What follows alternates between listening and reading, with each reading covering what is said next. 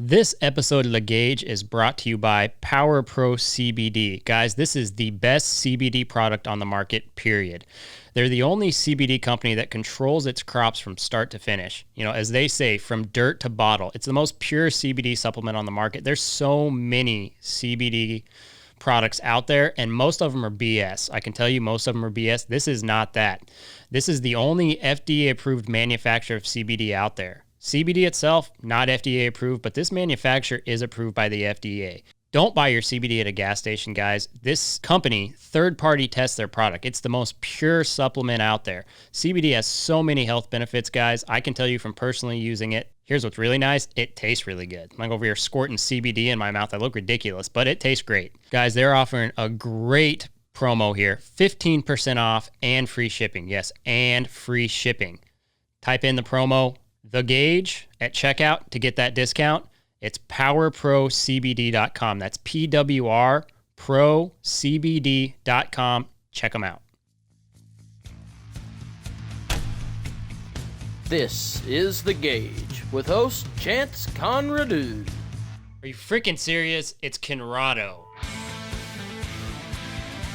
This is The Gauge, and I am Chance Conrado. On this episode of the podcast, we have got Corey Ross. Corey is the pastor at Williamson County Cowboy Church. He is also the guy who leads the Cowboy Church service at the NFR. He has done so much for evangelism in the rodeo world and continues to do so. He's also an avid steer roper. Corey comes into the studio and gives us some very good wisdom, and we talk a lot about his principles and rodeo as a whole, and I think it's a good one for everybody to tune into.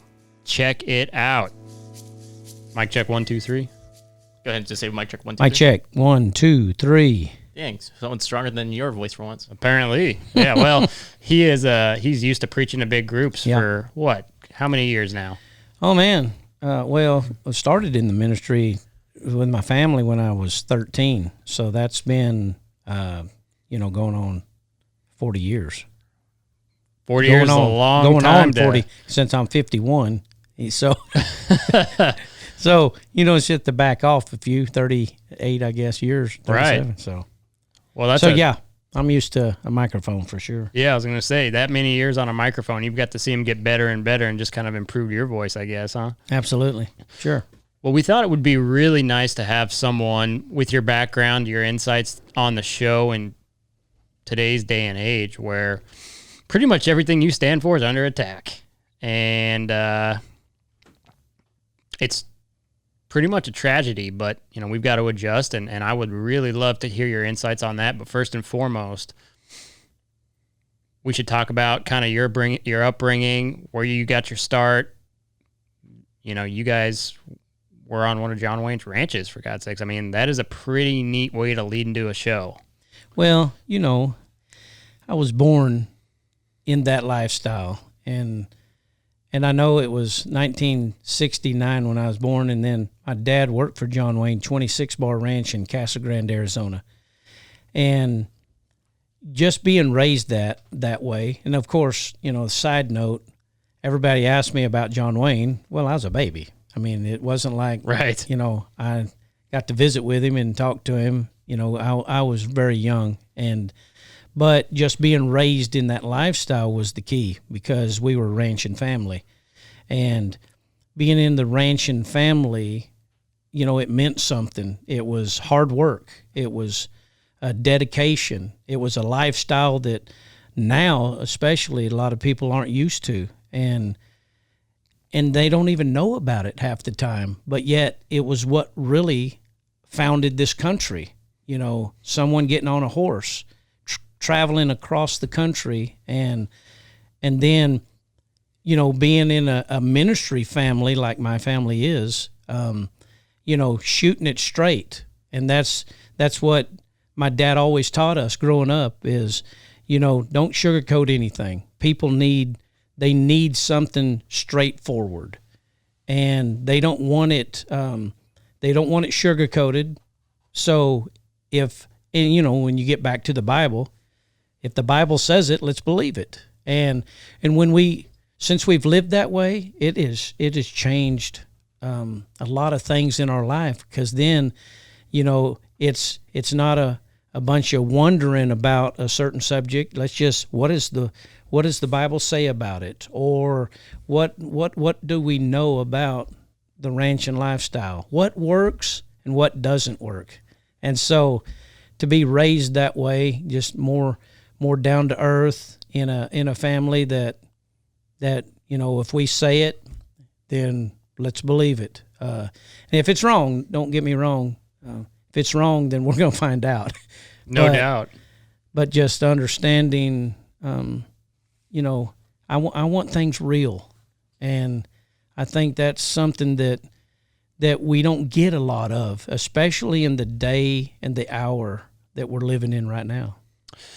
That's such a good point, because most everything we consume on a daily basis, whether it be social media, any news network, doesn't even matter if they're right, left, or center, you're getting some form of deception. So your mind's getting poisoned. Again, it doesn't matter what you believe. Either way, you're getting some type of dishonest presentation of information. So you just don't even know what to believe. I mean, in your opinion, how should young people, really any people, operate and function in the type of society we've got right now? I don't think it's that hard for me, because I think common sense is something that we desperately need today. Just common sense. Like being raised on a ranch, we've always been taught that if you work hard, you're going to receive something. I mean, it's going to pay off sometime.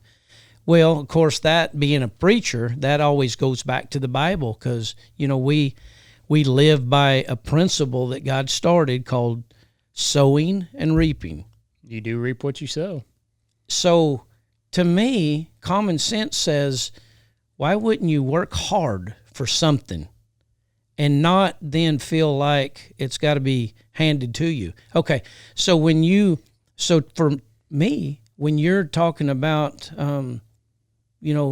trying to figure out what's true and what's not true, I always go back to a lot of common sense. I mean, we don't have to even be smart rocket scientists to know that if you work your butt off and you work hard at something, even ministry, even rodeo, especially rodeo, it's going to pay off sometime. Now, yeah, I'm in a little area, and y'all kind of told me that this can kind of get very personal. Well, that's kind of who I am. I'm very personal. But to be a steer roper today, after being a team roper all my life, I'm going through a time in my career that I want to pursue something, which for me, I don't want to make the national finals in the steer roping. That's a goal. I've only been steer roping for 8 years.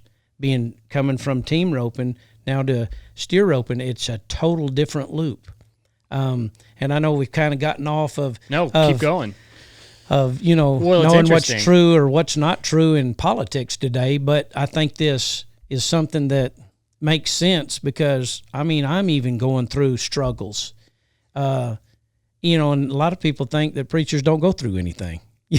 We got a life is just so easy because we have God on our side, and most people say, "Hey, I want Corey Ross to pray for me because he's got a direct connection to the Lord."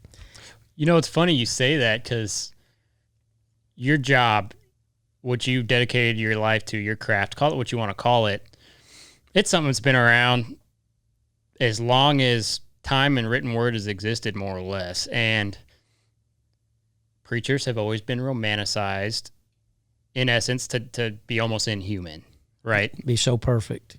Yeah. They are the ones bringing us the word. They are the ones. And you've seen throughout history a lot of people misuse and taint, what you do. But yeah, you do have to live a little different, and you kind of have to hide your humanity a little bit, don't you?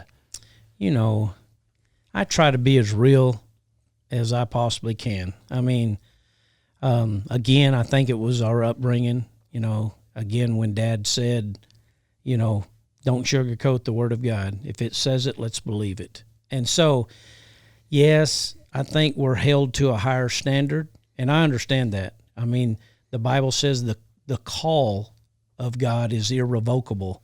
It does not change. But I still have to be aware of people watching me constantly, and I understand that. And so when I start talking about some of my insecurities in roping, in trying to learn a sport that is nothing like team roping, I mean, the loop of steer roping is totally different because, you have to get in there behind the steer. You can't be to the side of the steer. When you lay them steers down, that rope has to be on the right side, but you can't throw it over there. It needs to be on over there when you deliver your rope, in other words, because it takes too long for it to be on the left and then to be thrown to the right. And I mean, this is a timed event. And so some of the struggles that I go through are a lot mental. But you know what? Thank God I do have God, because if I didn't, I can see why so many people with this virus are committing suicide right now because of the loneliness. Some of them don't have God. And so I thank God that I do, but I still go through those struggles that everybody else does. And so, yeah, maybe I do have to keep my mouth shut a lot of times, and people don't know when I'm going through a struggle.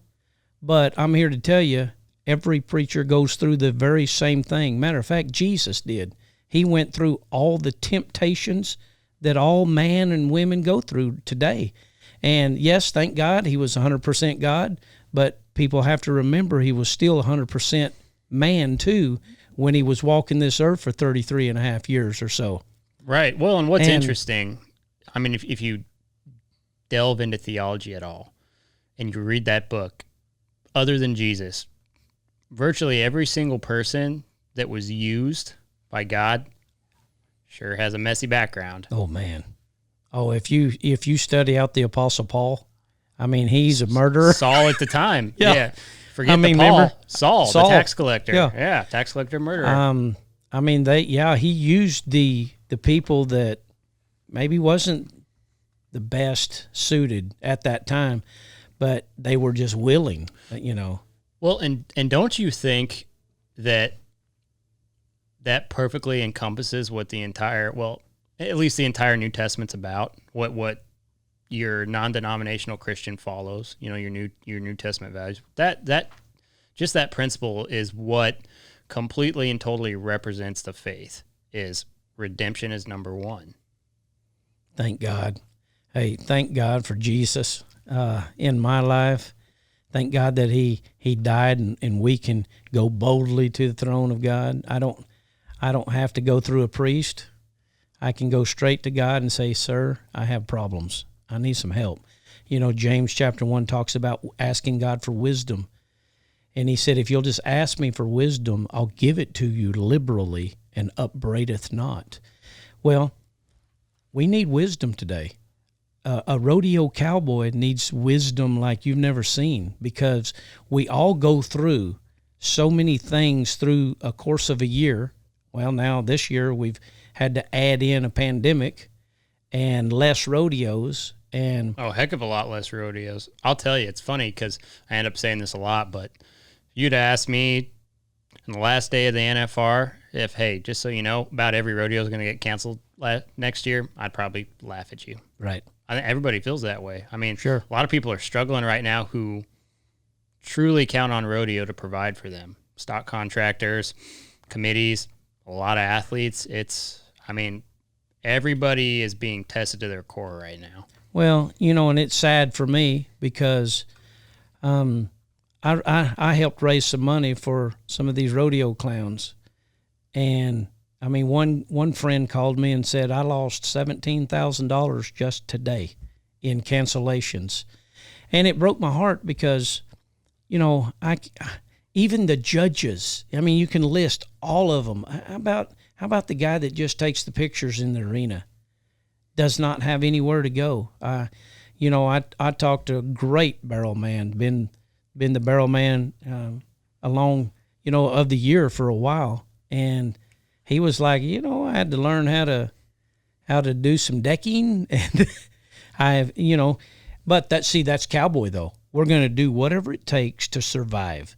And I think that that's so important in the day that we are living in, is that we continue to go on. I've been preaching a lot. I have a great church just in Liberty Hill, Texas, just north of Austin. And that's the main thing that I want to minister to these people, is that we cannot get into fear, because fear is the opposite of faith. And so as a Christian, we have to stay in faith. And that means that no matter what you do, rodeo, business owner, trying to find a husband or a wife, trying to maintain your marriage. That's the trick right there. Woo, wow. And the list goes on and on.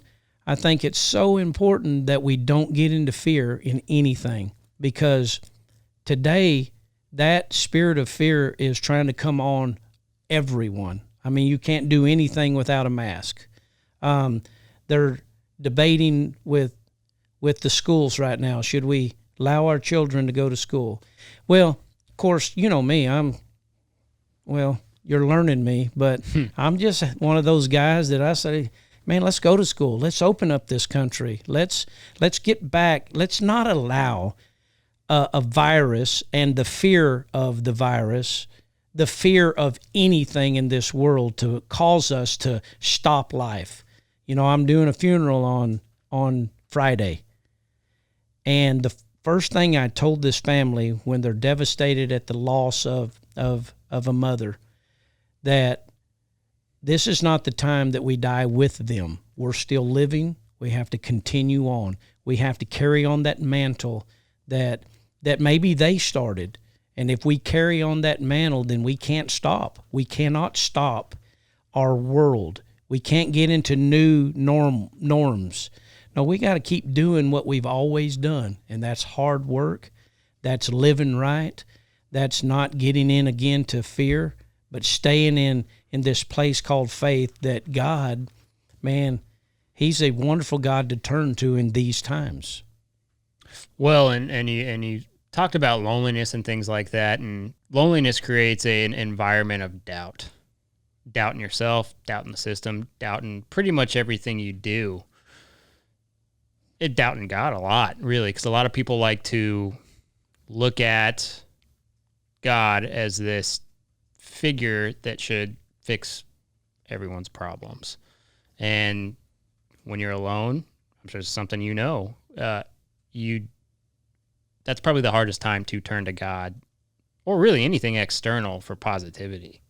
Yeah, it's so funny, because this coming Sunday, and I don't know when this is going to be aired, but this coming Sunday, I'm ministering an area that will freak a lot of people out, because so many people, and I'm sure there's a lot of them right now that are listening, that have said, hey, God is in control. Yeah. Well, I'm going to freak them out, because He really isn't. If He is, then He would call, and don't get me wrong, He knows all. He knows the end from the beginning. So those kind of things are okay to know and say. But when you start saying that actually God's in control, well then, if He is, He would have everybody getting saved. He would stop this pandemic if He's in control.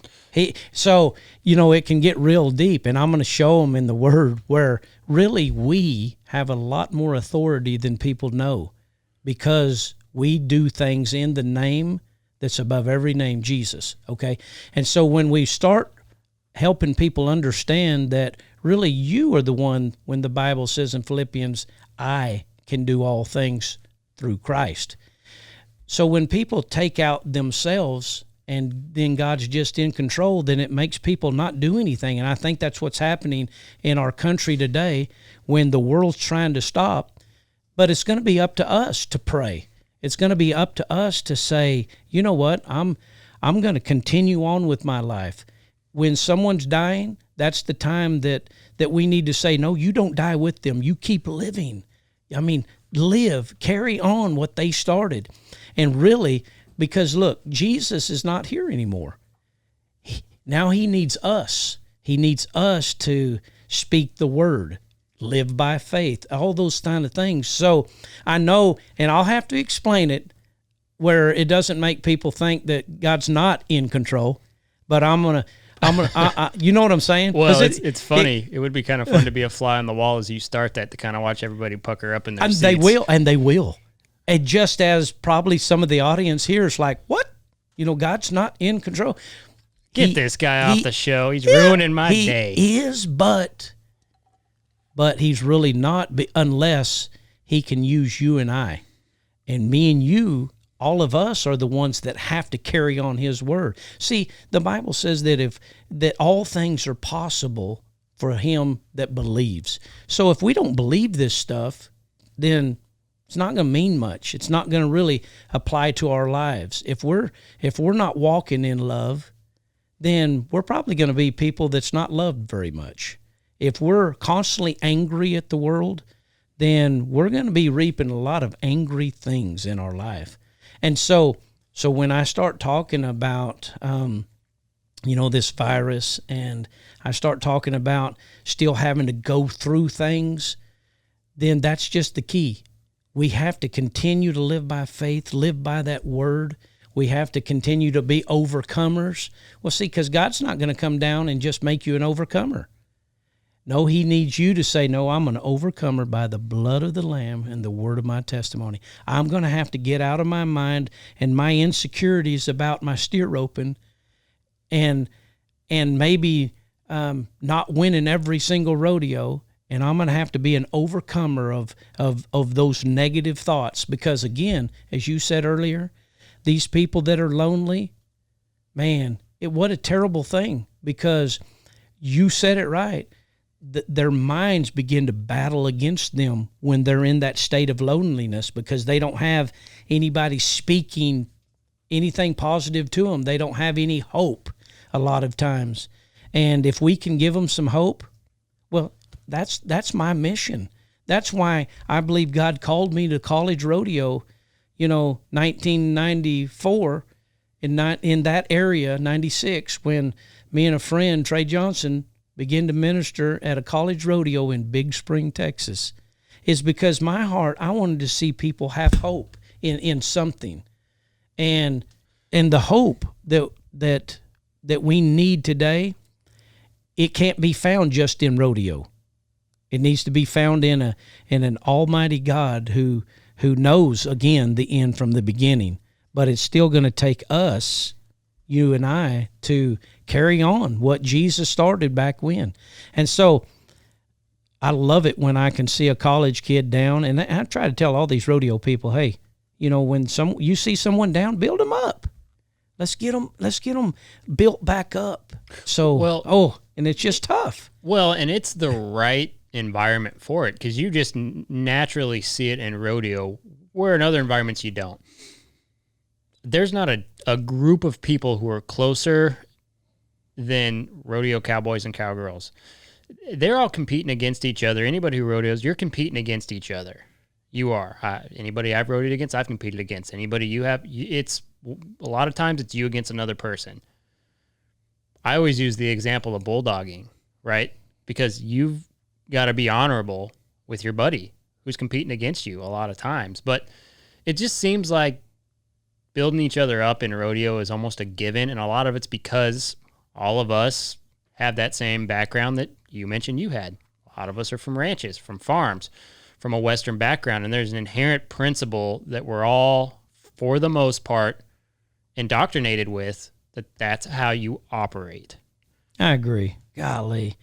I think that it's so important to be raised this way. I was telling you guys earlier, I'm trying to teach my son and my daughter.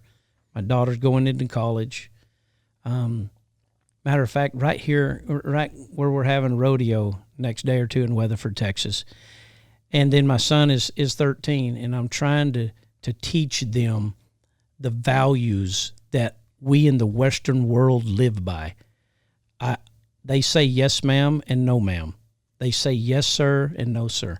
And I've taught both of them that the more you have manners, the more you are polite, the more you build people up, you will go a long way in life. And that's who we are. I believe that's why I believe God's using the Western world in the days that we're in right now, is because, number one, we're bold. We're bold people that again doesn't sugarcoat things. We say what we believe. We mean what we say, and so on. And so when you stand for those kind of principles, I think you'll have a lot more longevity. I mean, you'll have a lot more peace. You'll have a whole lot more joy, I believe. And I think that's what the Western world brings. And so in these times that we're in, we need those principles, I believe, more than any other time. We need straight talk. We need to be built up. But yet we need to be bold enough to not allow a country to keep falling away, in my opinion, from God, because it's under attack, I believe, more today than any other time. I mean, our country has, a lot of the states have shut down churches. I happen to be the only one that did not shut down. Now, we had to have parking lot services. We had to have drive-in services. I never had less than 100 plus cars driving in. Then a month or so later, we moved to the rodeo arena where people could spread out. And I preached on horseback the whole time. So it was amazing, because it was like, the cameras came out when I get on my horse as if they had never seen anybody preaching on a horse. Maybe they haven't, but I tell you what, it brought so many people back to the Lord. Our church doubled. I mean, we wasn't laying off people. Our finances were strengthened, when there's a lot of churches that people don't want to go back to. And so here we are, and it took someone that got on a horse and a Bible and began to speak something that's positive. Well, let me ask you this, because you are in such close proximity to Austin, how many people, call them what they are, city people, come to your church? Well, half the crowd are city. Are they? Oh, yeah. Believe it or not, it's amazing. They drive for hours to come to our church. I know one family that drives for an hour and a half. They come through Austin. Thank God it's Sunday, so they don't have a lot of the. Oh, isn't that a brutal place to drive through? It's no fun on traffic. But they drive a long ways. But a lot of them just identify with the Western world, the cowboy lifestyle, the country folks. They know we're down type living, down home. We speak the truth. We don't sugarcoat it. I don't preach with such a deep, speaking theologian theology that people don't understand. You come at it with a more modern, real world approach. I want it to be real. I want it to be very practical. And so I want my speech, when I speak to someone, I want them to go, I understand that. And I think we can get so deep that people don't, well, city people need that as well. And so, but when they hear, wow, the guy's preaching on horseback, here they come. It's like a show for them almost. Yeah, it really is. But then right in the midst of it, they're getting the truth. They're getting down, real talk. Kind of like this show, possibly. They're getting real talk. They need that today. They don't want to be entertained anymore. I think that's the reason God's using the Cowboy Church, the Cowboy ministry, so much today is they're tired of the religion. They're tired of the shows. They're tired of 16 offerings. They're tired of 14 committees. No, what they definitely need today is coming. They don't have, at our church, I told them, look, I was raised where they have this plaque on the wall. It told you the attendance and how much the offering was last week. They handed out bulletins. Well, we don't do any of that at our church because I don't want it so churchy where, churchy in what I mean is very religious. And the Bible talks about how God hates religion because it's a tradition that grandmama had. Now grandmama had, now mama's doing it, now I'm supposed to do it. Well, and they want it real, I think. Well, and don't you think, especially now, that a lot of the ways churches operated for, you could say centuries, it was so transactional, right? And I can say myself from being to churches like that, if it feels overly religious and it feels transactional, it turns you from where you're supposed to be. Yeah. And that's been the problem with a lot of churches is some of these giant mega churches, they're so transactional and you see so much money going into so many pockets that that they're not genuinely trying to take you to the right place. And it's a scary thing because, we're all warned of false prophets and what have you, and there's nothing that says that a false prophet can't preach a true word. Well, we know that the devil knows the word. Satan knows the word better than most people, yep. Most pastors, actually. But, I don't ever want to judge or badmouth any church. If they're doing it in the name of the Lord Jesus, then I'm okay with that. But just for me, and I'm just speaking, I'm not bad-mouthing any other church when I start talking personally. But for me, I don't want to be entertained. Now, don't get me wrong, because we could. I have a world champion fiddle player that leads my music. He played for the Sons of the Pioneers as their fiddle player in Branson for a few years. He had his own show, Ricky Bowen, Texas Mud, and then he's a fantastic fiddle player. But I asked him years ago, it's been a few years now that he's run the music at our church, if he would consider praying about running the music at our church. And I'm telling you, he was there within a year. I knew his heart right then. So I'm not saying that we couldn't entertain, but what God's doing in the cowboy world, I believe, is we just need down home preaching the truth, make it practical, show me what the Word of God says so that I can get some hope, some redemption that you talked about earlier, that I don't have to feel like if I do something wrong that I'm condemned and I'm guilty. And so I'm constantly preaching, hey, our God is not a God of guilt or condemnation. He's a God of grace and love. Trust me, I needed it growing up. This episode of The Gauge is brought to you by Power Pro CBD. Guys, this is the best CBD product on the market, period.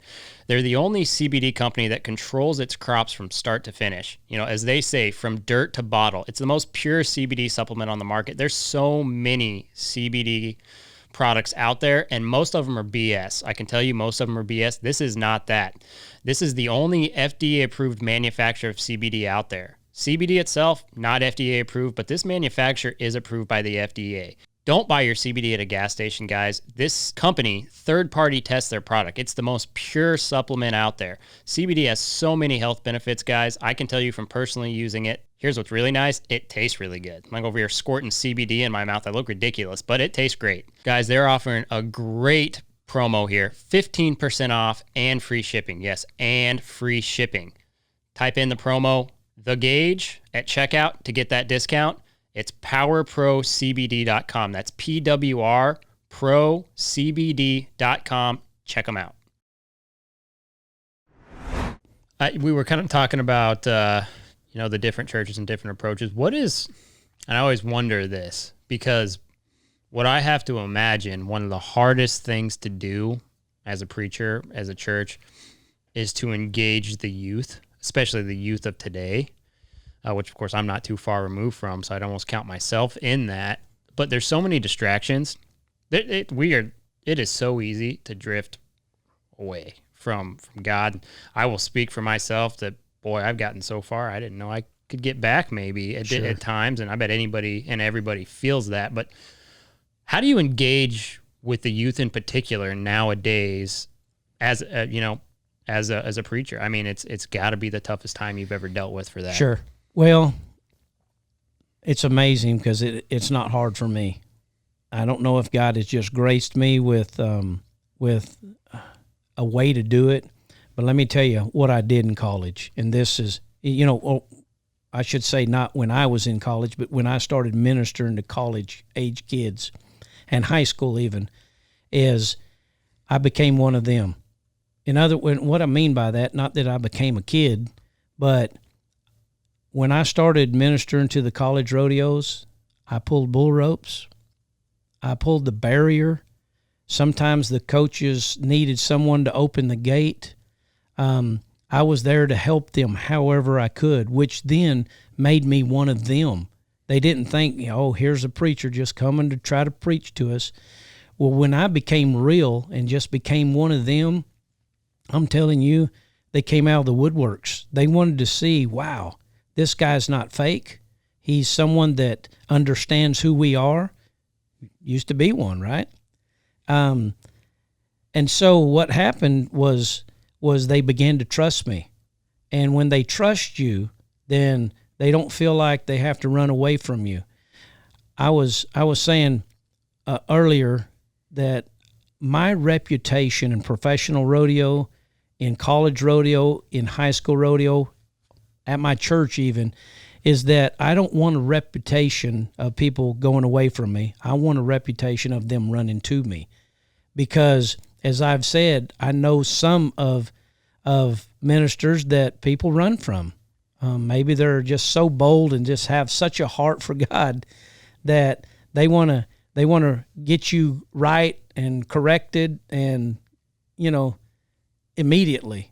And sometimes it takes it a little while. It takes someone that just, has a heart to want to start receiving little at a time. I mean, not very many people know Bible scriptures. So my mission is I want them to trust me.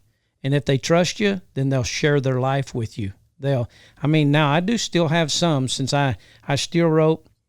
Anything that I do, I want to do because of a ministry. And so when I started steer roping, it became a ministry, because a lot of times the steer ropers are all by themselves. It's a big family. Well, it's the hidden event of rodeo. For some reason they're trying to do the same thing in calf roping. They're trying to take it away but I'm here to tell you, steer roping was the first event in rodeo, and my mission, not just ministering to these steer ropers, is to try to grow this sport, because the animal rights activists are not after steer roping. Because they don't see it. They're not after calf roping either. They're after all of rodeo. They don't like any kind of Western sport. They're after cuttings, polos. It doesn't matter. They're after horse racing, believe it or not, because they don't want our lifestyle. They wanted all those animals to be free. Well, that's not how we were raised. And so I'm trying to teach people that steer roping was one of the first events in rodeo. That in the saddle bronc. That's why the steer roping and the saddle bronc riding are two events that cannot be removed. They are grandfathered in professional rodeo. You can't ever stop steer roping. Now, a rodeo can. A rodeo can say, we don't want steer roping at our rodeo. But they can't stop it in professional rodeo because it was grandfathered in. And so that's what we're trying to teach. In the midst of it, we're kind of by ourselves right now. And of course, you know me, I'm trying to get steer roping because it's a great event. It's the best horsepower in the industry, because this is a horse that has to lay down a steer so that, and the ranch, you could go doctor it, but now it's a timed event just like any other event. And the horse has to be sent in the opposite direction from the cowboy. And the cowboy goes where, calf roping, the horse is facing you and it's going backwards.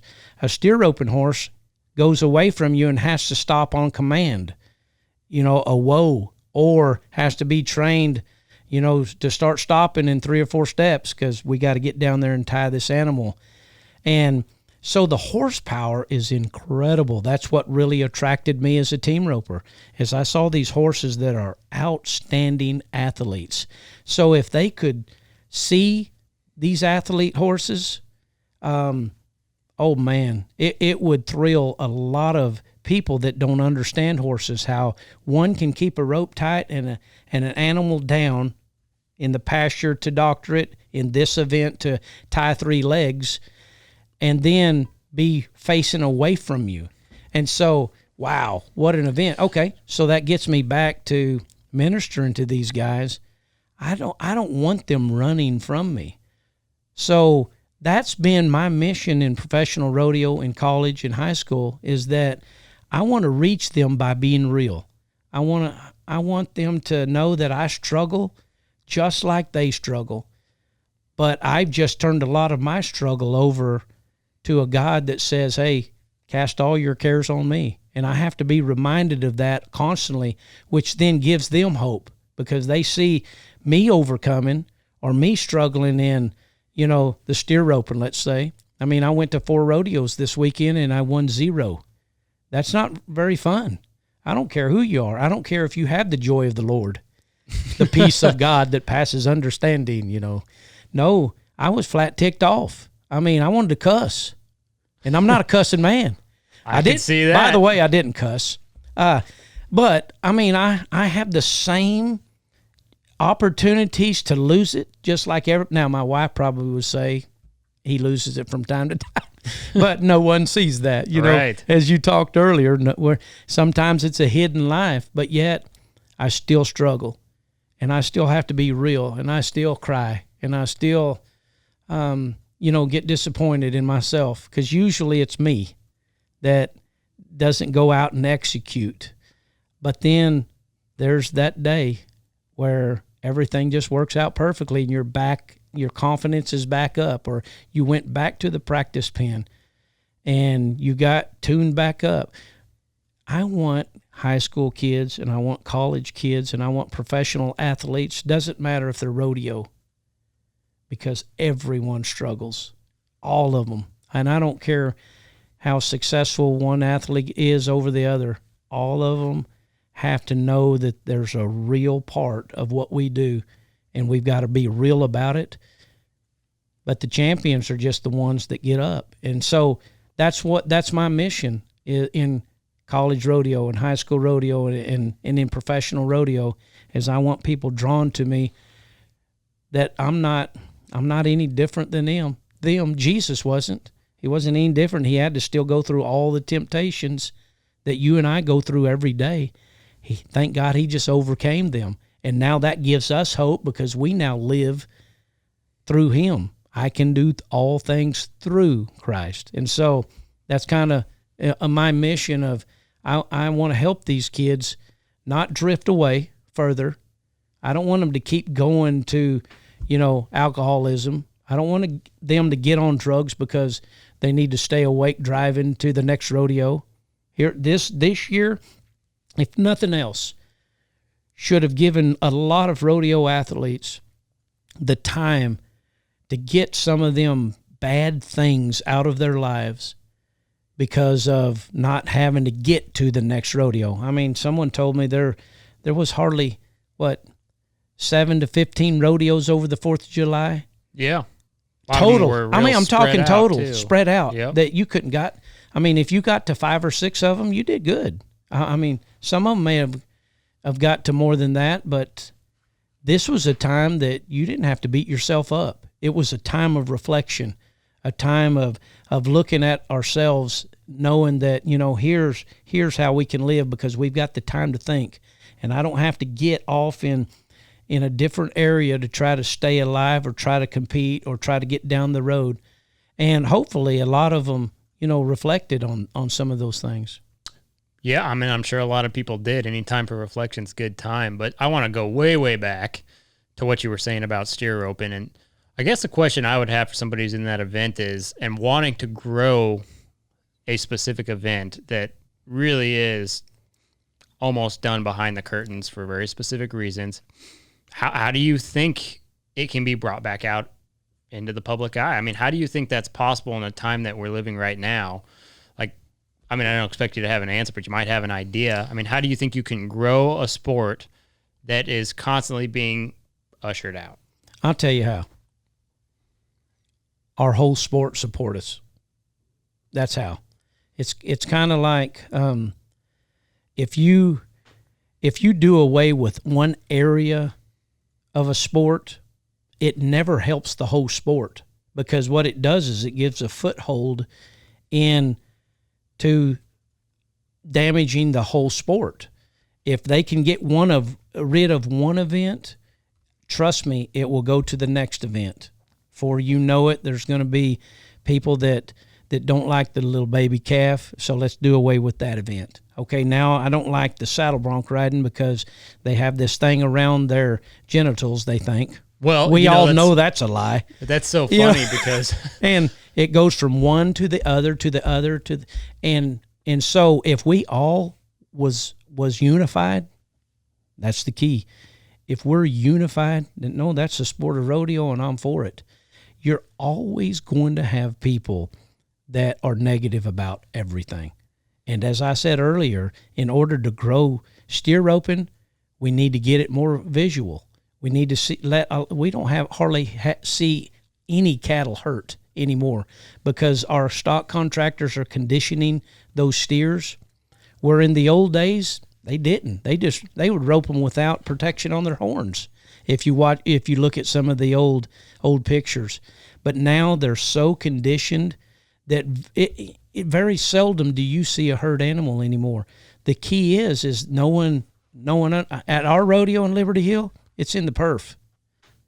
In Guyman, it was always in the perf. In Cheyenne, you still at least see it in the short round.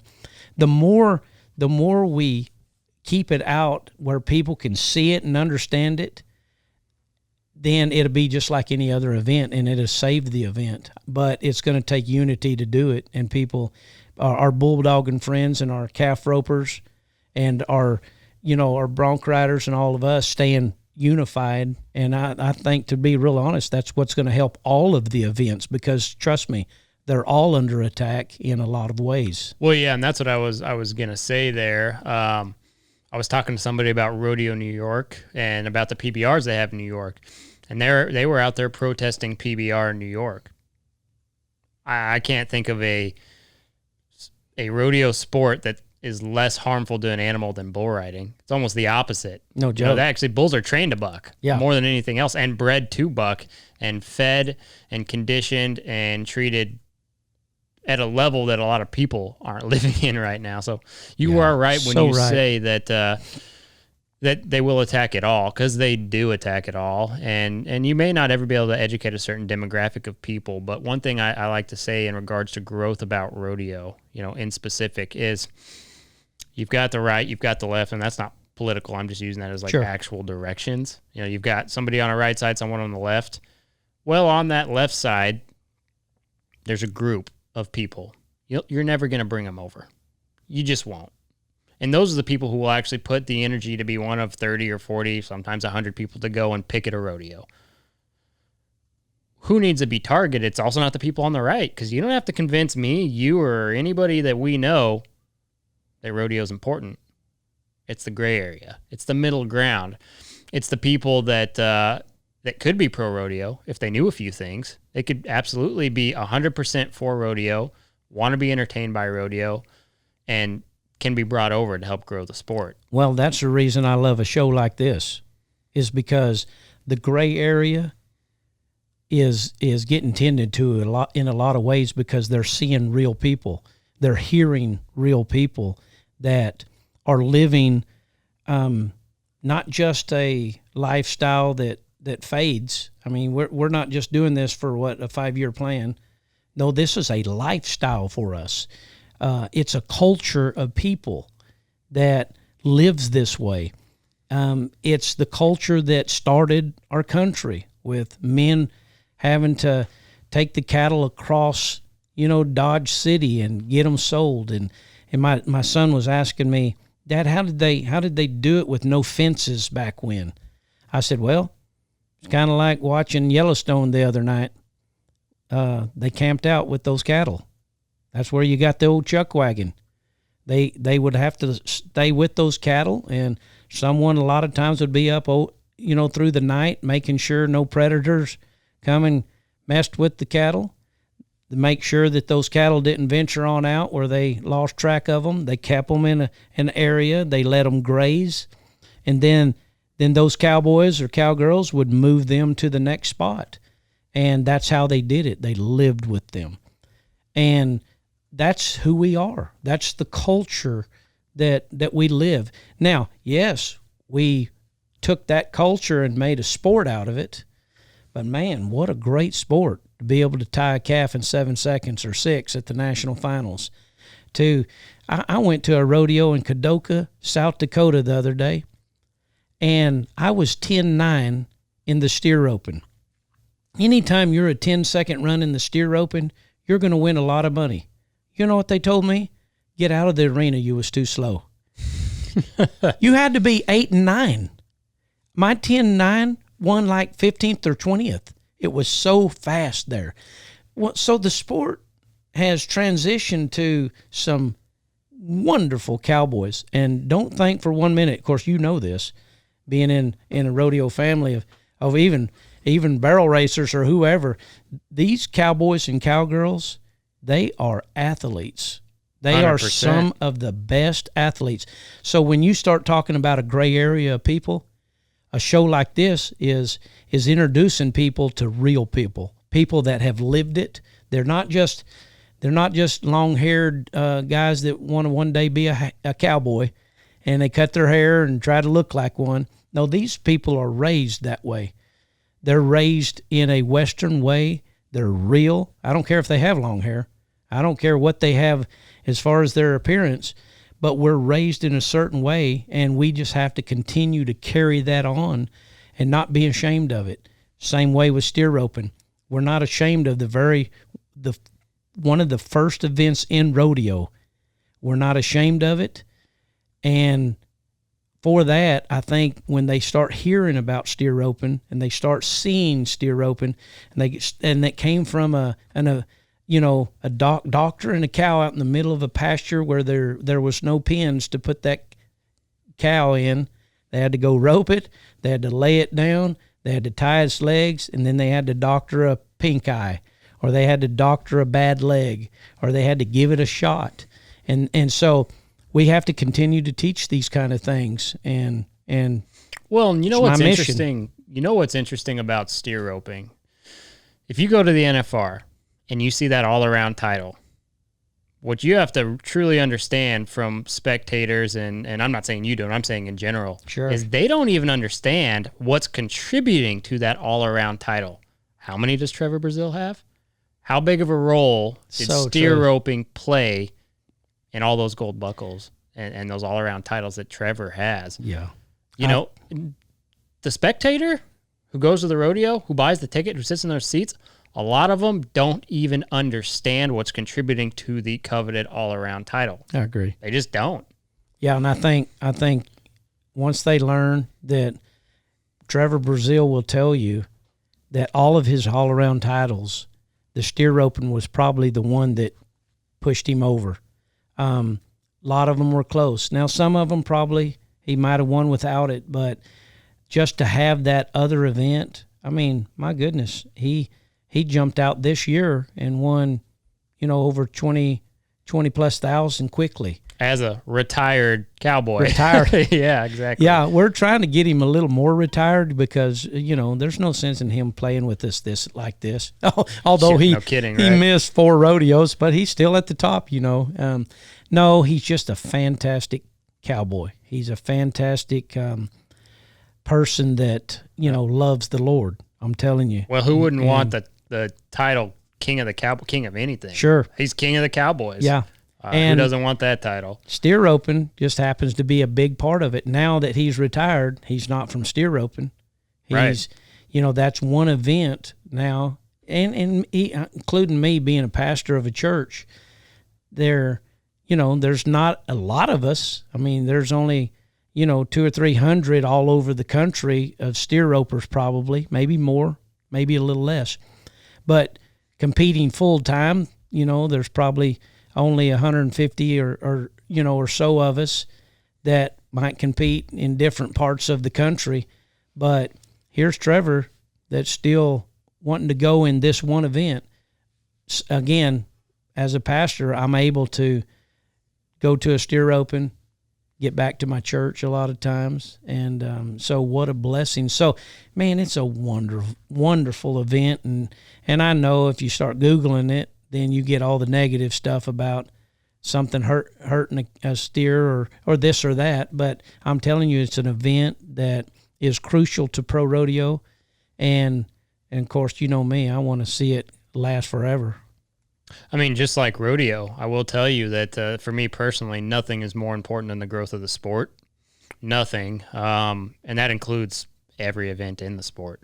I mean, I can't tell you how excited I am that Breakaway's where it is now and all these things. Just anything that brings more inclusion to the sport of rodeo is a good thing. Sure.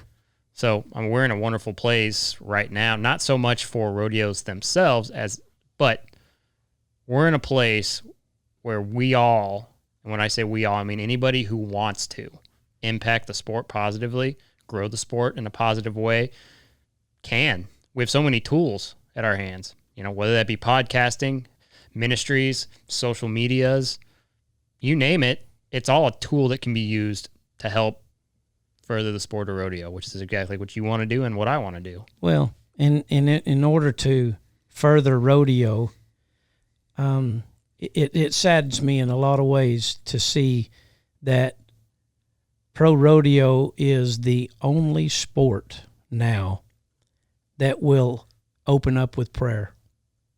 We have never taken that away. You won't see that in any other sport. The prayer part of it has been taken away, but not rodeo.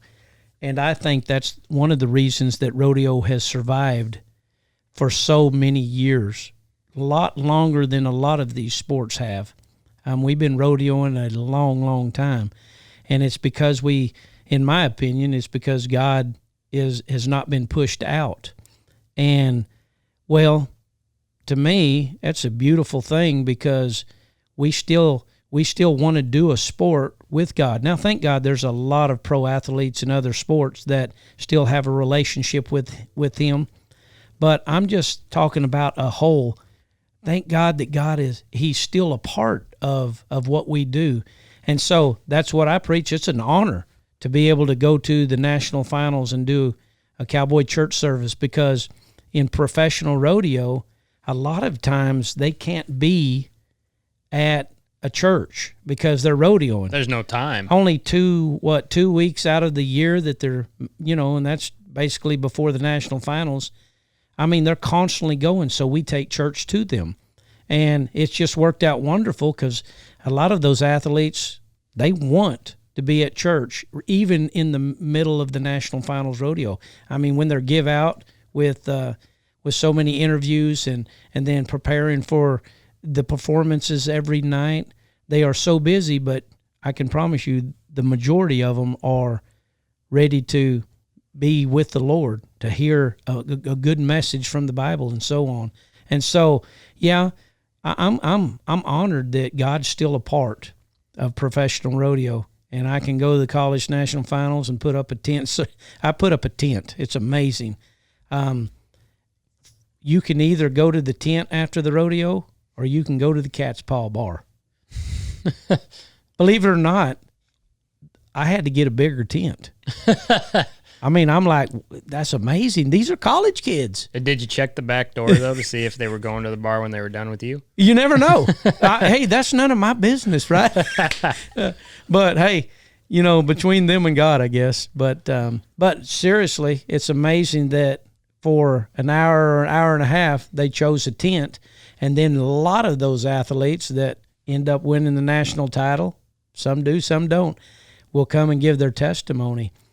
You see, that's what I love to see about rodeo. And when we get back to talking about the gray areas of people, man, if they saw that, they would love this event, this sport, because it's real. And again, we can get back to the struggles, but thank God that there's some hope out there. Well, there's a lot of hope, and it's fun because there's a lot of, like, I don't know if you'd call them double negatives, or double positives maybe, but there's a lot of attack on rodeo, a lot, and there always has been, there always will be for sure, because there's always going to be these moral chest beaters who have a problem with it. Sure. But you mentioned Yellowstone. You know, heck, you could say even Kanye West. The Western lifestyle is being romanticized right now, big time. And when you see like a gigantic rapper, it doesn't even matter what your opinion of the guy is or what he does, goes out and's like, I want to move to Wyoming and get a ranch. And then you have this ginormous show that takes off. It's amazing. All about ranching. Right. It's kind of fun that our way of life, our most of our lifestyles and beginnings is being romanticized like that. It's kind of cool Absolutely. to see it. And it helps. It truly does. Well, again, it's real life. I mean, what you see a lot of on that show with Kevin Costner is real. I mean, that's how they live. Now I know they got to throw in all the scandals and those kind of things because it's got to be fun. Hey, yeah, you attract a lot of people in those areas, but as a whole, it's real life. I mean, those guys in the bunkhouse, and how they fight and how they wrestle and how they do things. Well, that's part of life, man. And that's how we live. Of course, I wanted to live a little bit less crazy, but, hey, have fun in life. Why not? Got to. I mean, joy is a wonderful thing. So you're right about that. I second that all the way. And I got to tell you, it'll be really fun to see how the sport grows over the next decade, where we'll be. There's so many positives, so many benefits that we have of just our modern society that'll help grow the sport. We've got the Cowboy channel. We've got all these different things, our platform. I think we'll see the most growth for the sport of rodeo in the next half decade. If you were to look at it statistically, that's ever happened before. I truly believe that, and people like you are helping that. I feel like I'm doing a small part. Our show, The Gauge, is doing a small part. Everybody's trying to make it better, and I think it is getting better and more exciting every day. So I will tell you, I'm very thankful you came on and kind of turned a little church service. I really liked it. Well, that's just who I am, of course, but thank you so much for including, because this is one area that, a lot of people are a part of. I mean, they're not afraid to tell you that God is a big part of their lives. They won't. I mean, it's amazing. So I really appreciate you even having me. Oh, absolutely.